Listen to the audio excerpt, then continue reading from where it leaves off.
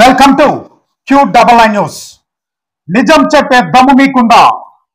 నిజం రాసే సత్తా మాకుంది. నేను మీ శ్రీనివాస్. అనకాపల్లి జిల్లా దేవరపల్లి మండలం వాకపల్లి గ్రామం తెలుగుదేశం పార్టీ అధ్యక్షులు పాత్రుడు ఆధ్వర్యంలో మాడుగుల నియోజకవర్గం Telugu Desam party, Janasena party, BJP party ఉమ్మడి అభ్యర్థి పైలా ప్రసాదరావు గారిని ఈరోజు కలవడం జరిగింది.